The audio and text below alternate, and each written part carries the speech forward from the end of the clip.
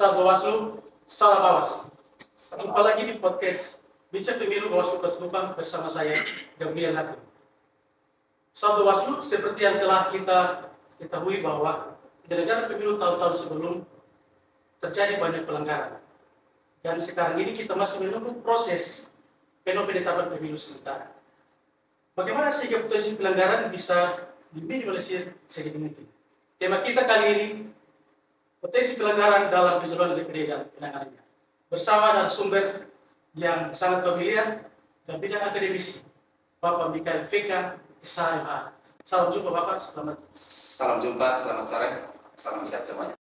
Buat sahabat Bawaslu, jangan lupa untuk selalu mengikuti sosial media Bawaslu Kota Kupang, baik Facebook, Instagram, YouTube, TikTok, Bawaslu Kota Kupang. Baik, Bapak Mikael VK berbicara soal potensi pelanggaran dalam pencalonan DPD. Saya tidak akan langsung membahas ini, tapi sedikit flashback mengenai dengan syarat-syarat bagaimana menjadi seorang calon DPD.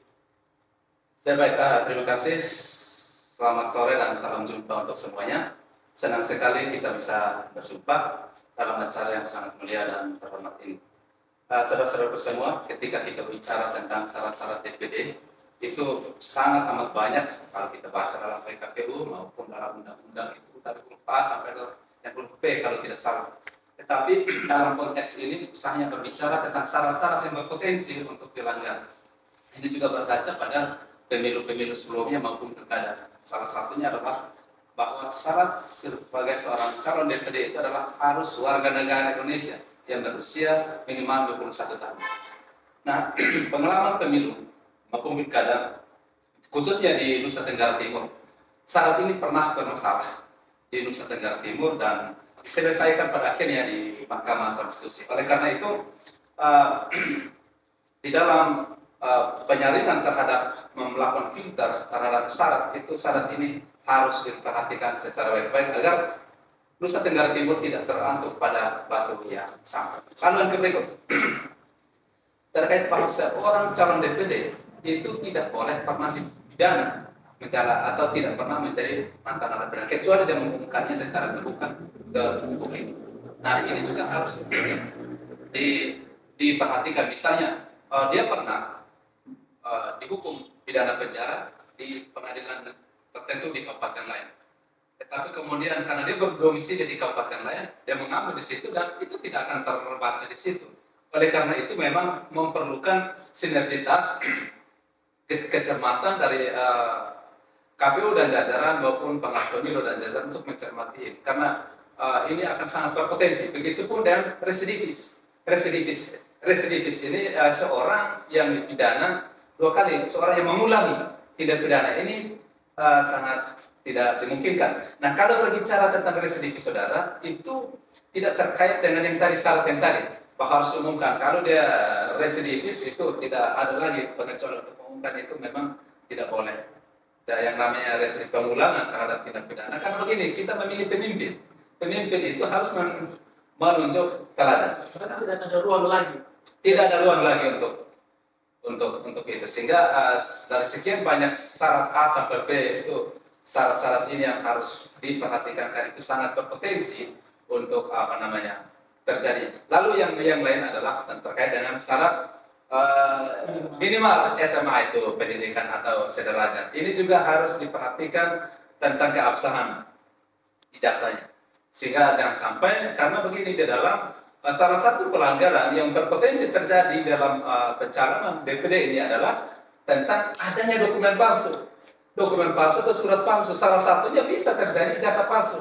Nah, ini yang harus diantisipasi secara benar sehingga kemudian tidak menjadi problem untuk ke depan. Demikian. Baik, terima kasih banyak Bapak. Berkaitan dengan syarat-syarat seperti itu sampai pada syarat minimal hukuman. Kita masuk pada potensi pelanggaran. Sebagai awam, kita tentu tidak begitu paham atau mengerti terkait dengan potensi terjadi pada pencalonan DPD. Seperti apa kira-kira potensi pelanggaran pencalonan DPD itu? Jadi potensi pelanggaran itu yang pertama tentunya kan kita lihat tentang syarat-syarat tadi. syarat-syarat sebagai seorang calon DPD itu pun yang berpotensi untuk dilanggar. Itu pun yang berpotensi untuk dilanggar. Misalkan tadi saya sudah sampaikan terkait bahwa dia harus warga negara Indonesia. Bisa juga dia bukan warga negara Indonesia. Apalagi bukan tidak mungkin ya. Kita Nusa Tenggara Timur ini berbatasan langsung dengan Timur Leste. Bisa juga dia berada di wilayah di luar yurisdiksi Indonesia, tapi kemudian mendaftarkan ini juga berpotensi untuk dilanggar. Begitupun dengan ijazah dan maupun tentang syarat minimal dukungan. Ini juga berpotensi untuk dilanggar. Awal tadi saya menyampaikan bahwa ketika kita berbicara tentang syarat calon menjadi seorang DPD, calon DPD itu ada dua pelanggaran yang sekaligus bisa saja terjadi di sana. Yang pertama adalah pelanggaran administratif. Pelanggaran administratif adalah tidak terpenuhinya syarat-syarat dia sebagai seorang calon. Lalu yang berikut bisa juga pelanggaran pidana. Pelanggaran pidana itu terjadi pemalsuan dokumen, atau misalkan dia memaksa atau menjanjikan pemilih untuk memberikan dukungan. Karena kita NTT ini kan jumlah pemilih kurang lebih 3 jutaan ke atas, antara 1 juta dan seterusnya 1 juta sampai 5 juta. Oleh karena itu syarat minimal itu adalah 2.000 pemilih. 2.000 pemilih. Nah, untuk mendapatkan 2.000 pemilih ini juga tidak gampang karena harus memperhatikan persebaran 50%. 50% kabupaten kota di provinsi tersebut. Nah, kita Nusa Tenggara Timur, kita ada 22 kabupaten kota, maka minimal itu harus 10 kabupaten kota. Nah, persebaran ini dia tidak boleh menumpuk pada satu kabupaten tertentu. Persebaran itu sangat penting. Nah, ini potensi-potensi pelanggaran yang berkemungkinan bisa terjadi. Oleh karena itu penyelenggara pemilu harus harus mencermati secara baik-baik terkait dengan syarat-syarat semuanya itu, dan begitu pula dengan pengawas pemilu. Pengawas pemilu ini juga harus mengawasi karena itu pengawas melekat dan harus betul-betul diawasi secara baik. Begitupun selain sebagai pengawas pemilu itu melekat di dalam pengawas pemilu, tapi juga kita harapkan partisipasi dan kesadaran berpolitik dari masyarakat. Dari dua proses pelanggaran itu, apakah masih ada pelanggaran selain administrasi dan pidana? Kalau duanya pelanggaran administratif, pelanggaran pidana, kemudian terjadi, misalnya kemudian ada unsur keterlibatan penyelenggara di sana, maka di sana bisa akan terjadi kode etik penyelenggara pemilu. Karena bagaimanapun yang menyelenggarakan ini adalah penyelenggara pemilu, dalam hal ini KPU dan jajarannya, dan Bawaslu dan jajarannya sampai ke tingkat bawah. Jadi ketika misalnya adanya ketidakprofesionalisme atau misalkan kemudian tidak independennya, misalkan seorang penyelenggara yang tadi pengawas pemilu ataupun di KPU dan jajarannya kan tidak boleh memberikan dukungan itu. Nah, bisa juga misalkan penyelenggara pemilu memberikan dukungan berupa KTP dan seterusnya, itu kan tidak boleh. Nah, ketika memberikan itu berarti ada pelanggaran administratif sekaligus pelanggaran kode etik gitu. Ya, baik Pak. Sejauh ini yang lebih banyak potensi pelanggaran yang mana yang paling banyak ada di Nusa Tenggara Timur? Khususnya Kota Depok sendiri. Ya, sejauh ini saya belum mendapatkan informasi banyak tentang itu, tetapi dalam konteks pencegahan ini kita harus saya mengharapkan kepada Bawaslu Kota Kupang dan juga masyarakat Kota Kupang untuk terlibat aktif dalam memberikan pengawasan secara maksimal sehingga meminimalisir itu. Jadi kita harapkan supaya ke depan untuk mulai hari ini dan ke depannya betul-betul kita meminimalisir potensi pelanggaran itu. Kita tidak harapkan potensi pelanggaran itu terjadi di wilayah hukum Kota Kupang. Baik, terima kasih.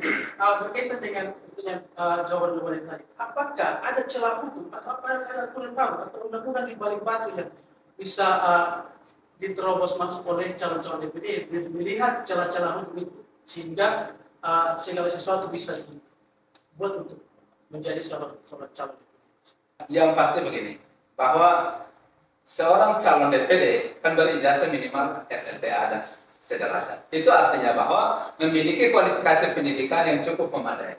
Nah, tentunya ketika dia mau mencalonkan diri sebagai seorang calon DPD, tentunya dia sudah mempelajari mempelajari yang undang-undang yang pokok itu adalah undang-undang yang mengatur tentang materi pemilu itu tentunya adalah Undang-Undang 7 Tapi 2017. baik, tapi sering terjadi bahwa walaupun sudah ada undang-undang yang mengatur, tapi ada saja pelanggaran-pelanggaran yang terjadi. Celah-celah itu ada untuk orang bisa melakukan pelanggaran.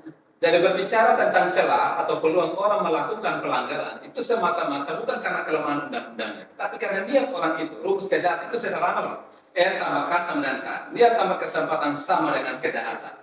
Nah, undang-undang sebaik apapun,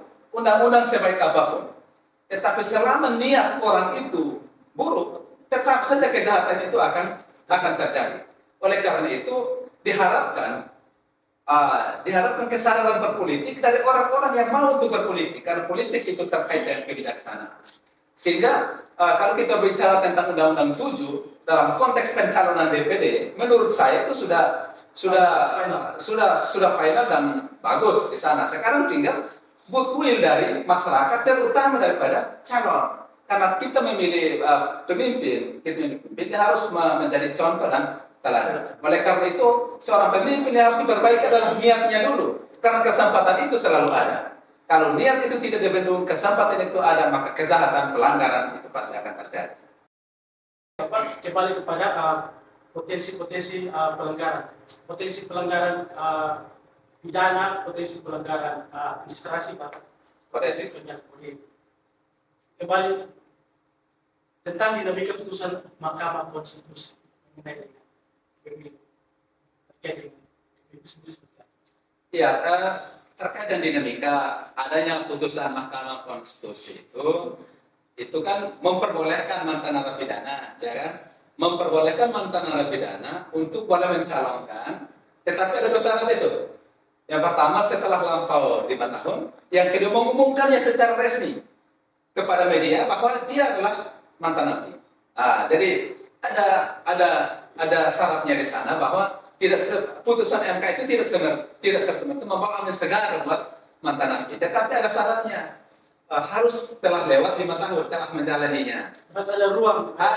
Ya harus. Nah, ini juga akan bisa berpotensi untuk terjadi pelanggaran di sana. Karena ini kan surat keterangan harus diambil dari LP. Kapan dia menjalaninya? Kapan dia selesaikan? Harus lampau 5 tahun dulu. Setelah itu juga dia harus mengumumkan secara terbuka ke media bahwa yang bersangkutan itu adalah mantan narapidana. Biar apa maknanya coba? Maknanya agar masyarakat ini bisa mempunyai preferensi yang cukup tentang siapa yang harus dipilih. Gitu. Terima kasih Bang. Berkaitan dengan potensi.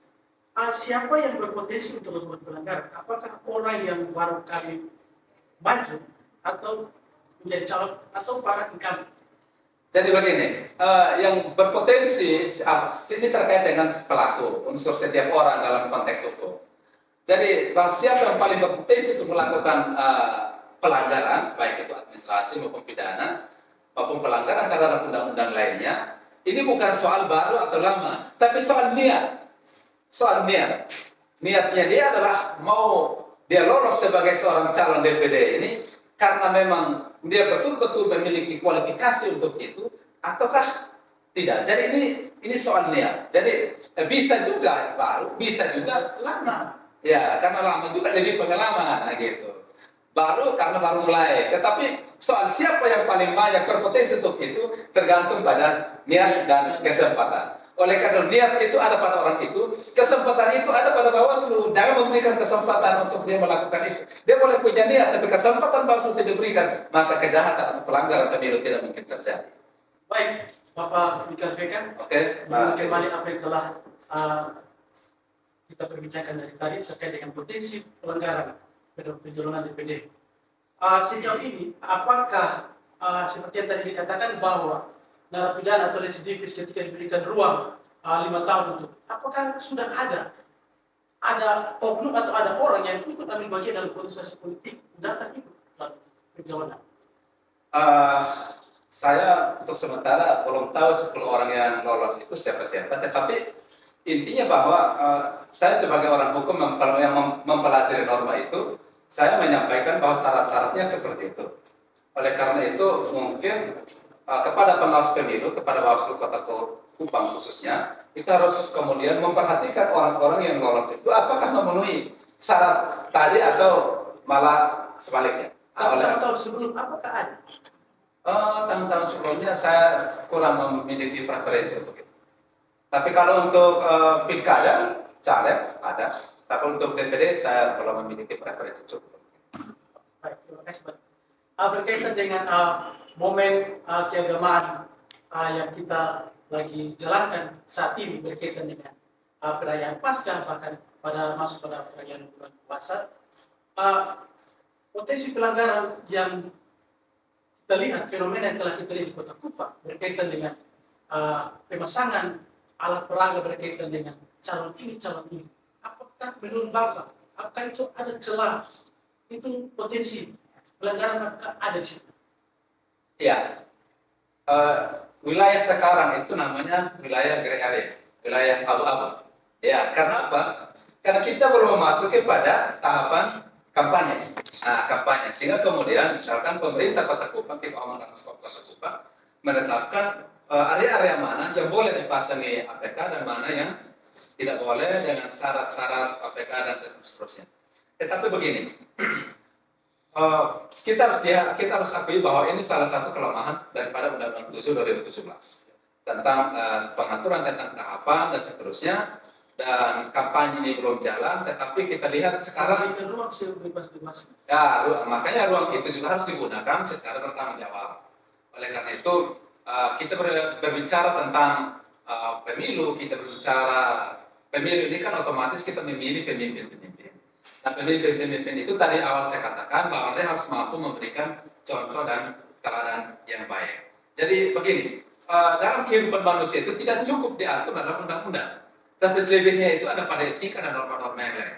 Nah, tadi pertanyaan dikaitkan dengan situasi keagamaan yang kita alami saat ini. Kita masuk ke prapaskah dan mau pasca, teman-teman muslim juga sementara dalam bulan puasa. Ini kan bisa digunakan sebagai momentum untuk mempolitisasi keadaan-keadaan seperti ini.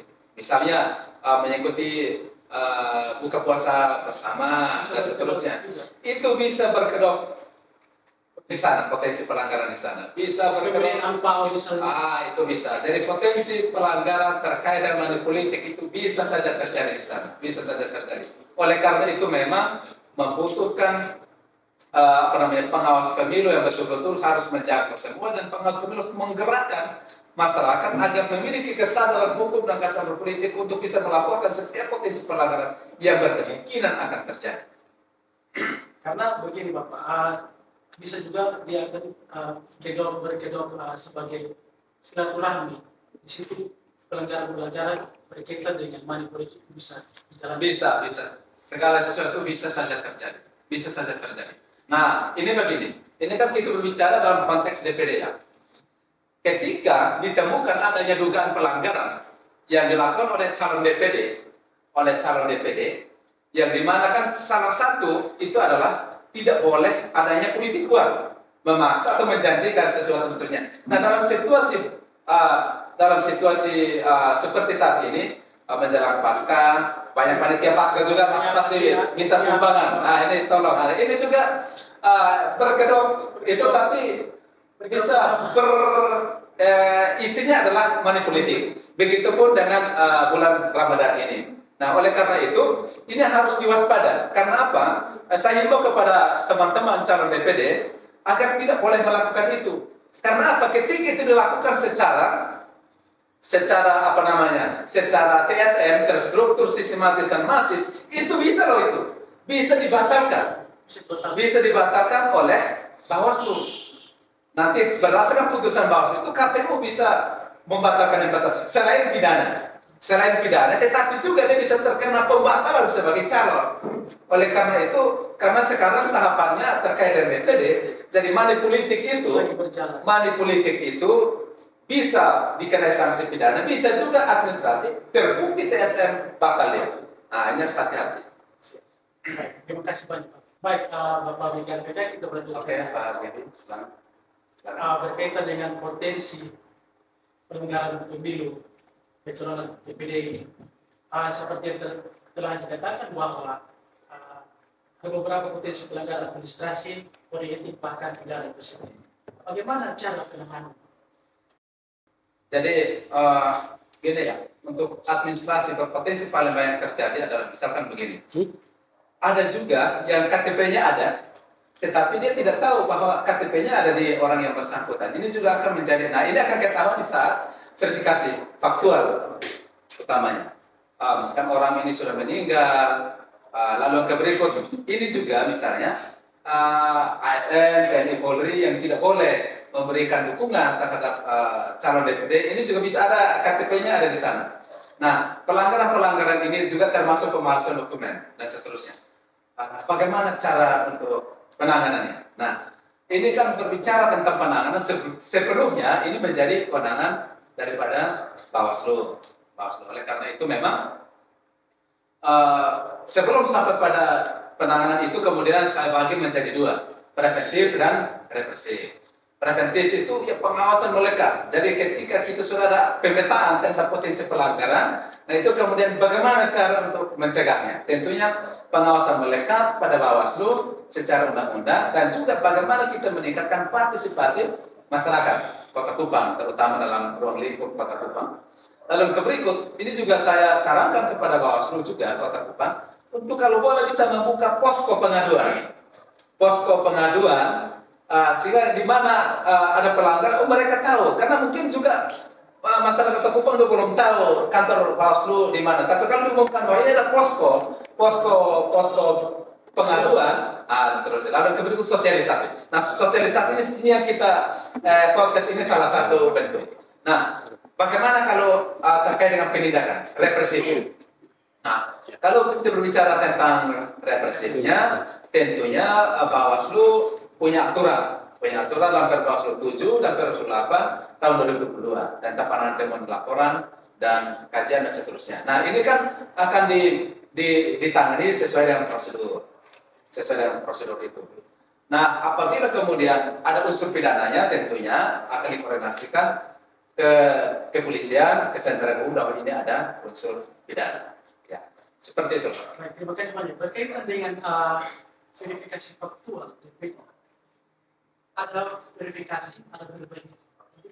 Bagaimana sehingga harus ada perbaikan, tidak satu kali saja prosesnya. Sehingga harus ada perbaikan. Perbaikan itu kan tentunya di dalam pemeriksaan itu, dalam verifikasi itu kan masih ada yang kurang, masih ada yang belum lengkap, sehingga diberikanlah ruang itu untuk memperbaikinya, Jika dia tidak memperbaikinya, ya dianggap dia tidak memenuhi. Ya, bisa. Ya. Baik, terima kasih banyak Pak. Berkaitan dengan aturan dan undang-undang terhadap penyelenggaraan pemilu ini, sebagai akademis dan praktisi, bagaimana terkait dengan aturan serta undang-undang yang sementara berlaku sebagai pegangan, sebagai pegangan untuk pengawas pemilu? Ya, kalau menurut saya terkait dengan undang-undang material maupun pelaksanaan yang mengatur tentang bagaimana cara bekerja itu sudah sangat baik. Sekarang tinggal bagaimana Bawaslu memaksimalkan itu dan juga masyarakat Kota Kupang harus mendukung tahapan pelaksanaan demokrasi menuju 2024. Baik, terima kasih banyak Bapak Michael VK.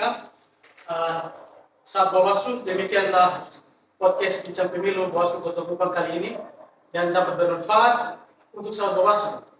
Nantikan podcast Bincang Pemilu Bawaslu Kota Kupang dengan tema yang menarik lainnya.